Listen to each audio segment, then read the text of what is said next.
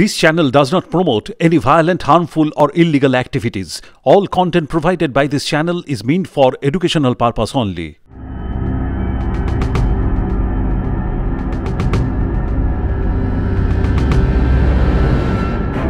গত সোমবার আমরা একটা ঘটনার রিপোর্ট পেলাম এসবিআই কোয়াটানগর ব্রাঞ্চে, যেখানে কিছু huge amount of money approx 73 lakhs and huge amount of jewellery ওখান থেকে মিসিং ছিল, স্টোলার অবস্থায়।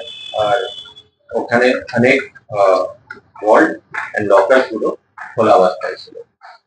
এই ঘটনাটা রিপোর্টিং হওয়ার পরে immediately SP Diamond Harbour, additional SP ওনার টিম লোকাল আইসি ঘটনায় যায়। এই ঘটনায় দু তিনটা স্পেসিফিক জিনিস ছিল যেটা আমরা ইমিডিয়েটলি জানতে পারলাম। প্রথম, একটাও তালা কোথাও ভাঙা হয়নি। মেইন গেট, রিয়ার গেট, শেড, ওয়ার্ড সব চাবি দিয়ে খোলা হয়েছে। সেকেন্ড, অ্যালার্ম সিস্টেমটাকে প্রপারলি অফ করা হয়েছিল প্রফেশনালি। থার্ড, একমাত্র সিসিটিভির যে ব্যাকআপ আছে ডিভিআর, সেটাকে কেটে হার্ড ডিস্কটাকে নিয়ে যাওয়া হয়েছে। এই অবস্থায় আমাদের এসপি একটা স্পেশাল টিম তৈরি করেন এডিশনাল এসপি অমলানের লিডারশিপে।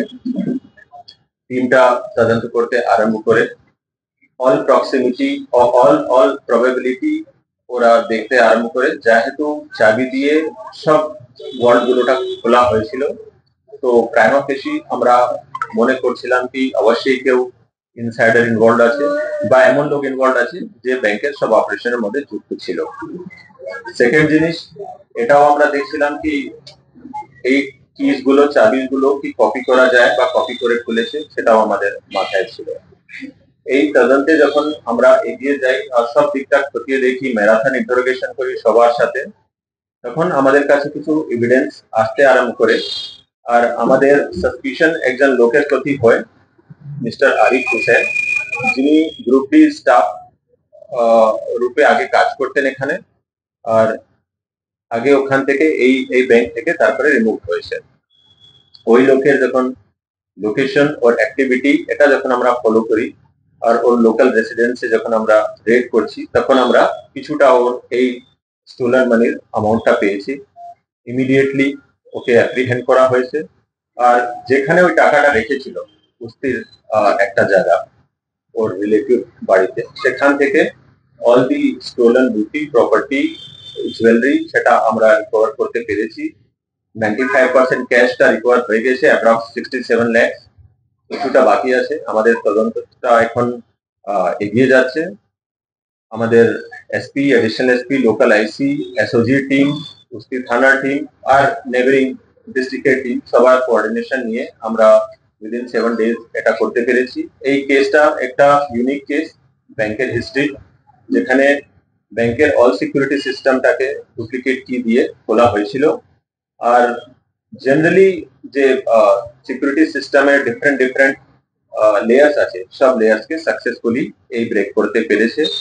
এর সাথে এর ওয়াইফ ইনভলভ ছিল এই ঘটনায়। এই দুজন মিলেই কমিট করেছে। তারপরে এই ক্যাশ গুলোকে ডিসপোজ করার চেষ্টা করেছে, কিন্তু খুব দ্রুত সময়ে আমরা রিকভার করতে পেরেছি। অ্যাকিউজ মোটামুটি 1 বছর আগে ডুপ্লিকেট কি বানিয়েছিল, এক দুবার চেষ্টাও করে, মানে হ্যান্ডস অনও করে দেখেছিল কি এটা কাজ করছে কি করছে না।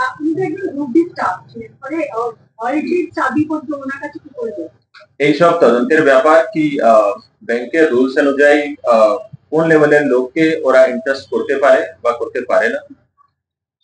এই তদন্তে আমরা আরো কিছু জিনিস পেয়েছি এই সিকিউরিটি সিস্টেম নিয়ে, সেটা ওপেন ফোরামে বলা যাবে না, কিন্তু আমরা ব্যাংককে কমিউনিকেট করব কি যা যা আমরা আমাদের তদন্তে পেয়েছি। তদন্তটা শেষ হয়নি, এখন জাস্ট একটা ব্রেক থ্রু হয়েছে কি আমরা ক্র্যাক করতে পেরেছি আর রিকভার করতে পেরেছি সব প্রপার্টি গুলোকে। But at the same time আমরা বলছি না কি জাস্ট দিস টু পিপল আর ইনভলভ। আমরা যখন অব্দি কমপ্লিট করবো না আমার ইনভেস্টিগেশন, এখন অব্দি ইনভেস্টিগেশন ইজ ওপেন।